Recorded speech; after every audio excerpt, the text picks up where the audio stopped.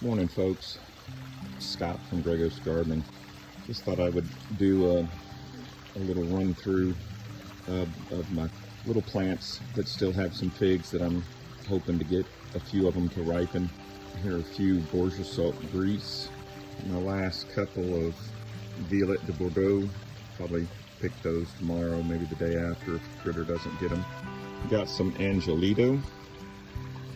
I had one that I probably would have harvested today, and I think my possum got it. Something got it anyways. Oh, what else have we got hiding back in here? I need to move this out into more sun. These are some green Greek.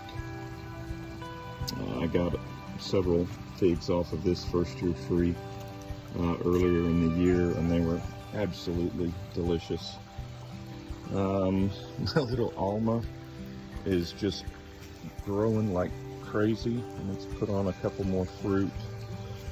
I don't even remember what this one is down here. Oh, Rockaway Green. I don't know if this is gonna make. I may need to move that one into better sun as well. What else do we have? Oh, little Malta Black down here. You know, the one thing about my yard is that I generally have to migrate the trees as the sun, you know, changes with the changing of the seasons. And so what was an area that got full sun is now getting less, and places that weren't getting so much sun are now getting more, that kind of junk. This is an albacore with a few figs on it. First year tree too, so I'm not too worried about what it does or doesn't necessarily do. JH Adriatic still has a few figs on it over there. What is this one? I'm gonna get a tag on it. Oh, this is my little Sussac, right? I think there's a pretty good consensus now that this may be what Smith is, maybe. Seems like I've seen a lot of that. What do I have here? Oh, this is Red Lebanese. I need to move this into more sun too. Red Lebanese Bacaw Valley, but it's got a bunch of figs. This is my Black Bethlehem. First year tree. I started it from a cutting this spring. It has grown like crazy, and the figs that have come off it have been delicious. Really, really nice tree.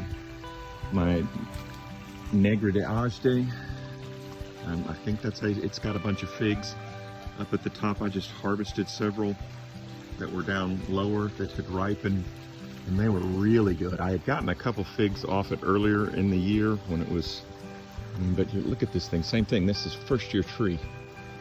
It's nuts how some of these have grown. This is my Bourgeois Noir,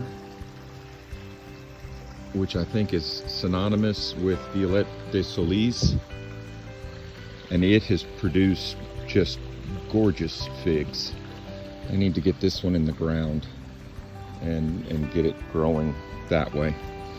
This is a Smith here, first year tree as well. That's got, I thought, again, I'm not so worried about the fruit that I do or don't get off of it, but it's got a few figs on it. I just really liked the shape of this tree. Here's a Ronde de Bordeaux that's got a couple of figs. Same thing, first year tree. I'm going to air layer this off, but I may wait until the spring to do that. And here's what I consider my beautiful Italian 258. Again, first year tree. It's got a couple of fruit on it, but I don't know that it's gonna get them to full ripeness. We'll see. So here we go. Del San Juan Gram. Yeah. Yeah. It's got a bunch of fruit on it. Nuestra Senora del Carmen, a little de la Reina. It's got a few hidden down underneath there. Another Borgia Soap Grease. Cardinillo, it's got some fruit on there. My little Figo Preto is hiding down in there. My little Cavalieri still has 3 figs on it. And here's my little Famarn. It's got another one ripening. I ate one of these this morning, and it was just fantastic. It was really, really, really good. This is a white Madeira. And then this is a Coldadam Roja. Got one that's ripening. Not quite ready yet. But again, that's one that I gotta hide from the critters. And with my Famarn here, I've got this wonky little, I'll air layer that off in the spring. Muriciola de Elba. That's just a little tiny Celeste. But I thought I'd see if I could get any of them to ripen. What is this one? Oh, this is a Hatib de Argentil. Again, kind of crazy when you think about the figs that these are putting on. Socorro Black, is that right? I think that's what this one is. Yeah, Socorro Black, and I don't remember what this one is. Oh, I don't know that these are going to ripen, but I'm going to give them every chance to, because everybody says that usually this one takes a couple of years to get it to behave. It's a Pastellari. My Santa Rita, I got some ants going in here. I'm going to have to deal with that again, but this all just put out a ton of new fruits. Verdino del Nord, same thing. I mean, the growth that came back off of this thing is just bonkers. Calvert, I've got several of these. That's another one over there. This one is the one that I probably should have pulled the figs off of it. So I may stick that back out in better sun. This is another Adriatic, JH. Macedonia Dark. Bird got in here under. Now I was trying to let this one dry up like a raisin, because oh my goodness, is it good. But a bird clearly got in there and got a hold to it. That's okay. But this is a great little fig if you can get it to dry up on the tree. It's really nice. I'm not too worried about what's left on that Exquisito or the Moscatel Preto. Over here I need to move this one. It's on my to-do list today. This is my Siligia Dulce. I mean, it's just loaded with figs. And I hope I can get some of these to ripen, because gosh dang, the ones that I had earlier in the year were fantastic. And I got several figs here on my BB10, and then I actually have a Colonel Whitman's Black Cross. Again, first year tree. I wasn't expecting it to try to put a fig on, but it did. My little LSU O'Rourke has actually got a couple of figs on it. I'm not too terribly worried about it. And then even my Panache put on all of this whole branch here. In fact, all of this down here, 1, 2, 3, all of that growth is post harvest, because this was where all of my fruit and everything was up here. This is where all of my fruit was and where all of the growth had been. Harvested all of that, And then all of this is new. And look at this. It's again, I don't know if these will make it, because at least the figs that I got off of this panache earlier in the year, they took a really long time, it seemed like, to develop and to finally ripen. But gosh dang, they were good. They were really, really, really good. This is another little Nuestra Senora del Carmen right here with a little cluster of figs up at the top. My strawberry vert, I've gotten some really, really nice figs off of it.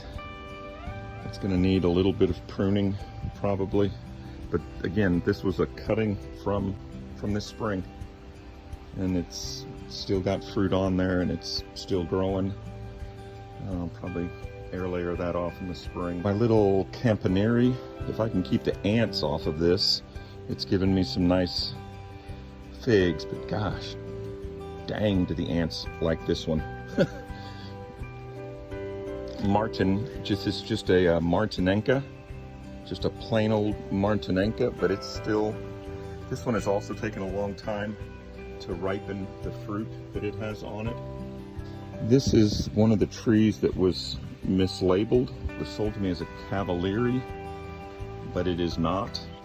I'm still trying to do a little sleuth work and figure out what that is. You gotta excuse the mess here with all the basil that I let go to seed. Col-de-Dun Blanc figs, still here again, first year. A little cutting.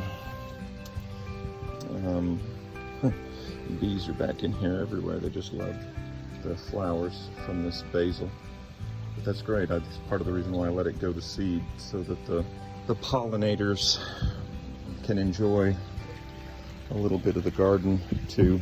Little Galicia Negra, that's maybe I can get it to do something. What else have we got in here? I gotta dig. Oh, this is my little backup Italian 258. It's actually got a few figs on it. I don't know that it'll make. I think this is a little Smith here that I have as a backup.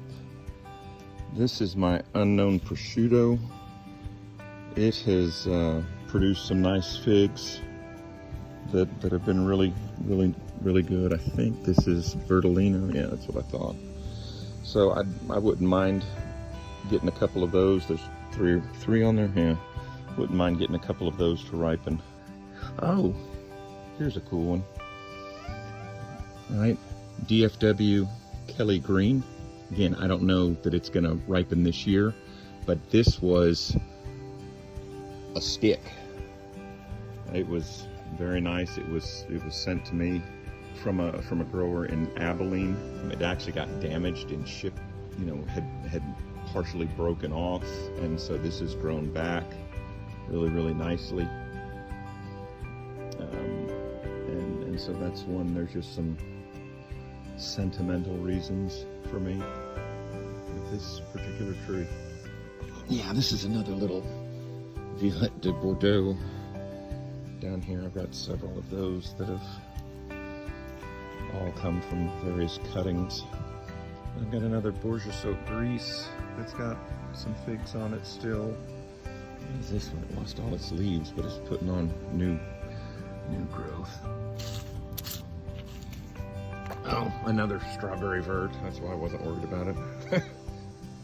There's another couple of Calverts over there that have some figs on it. Another JH Adriatic, or Adriatic JH, that's got a couple of figs there at the top.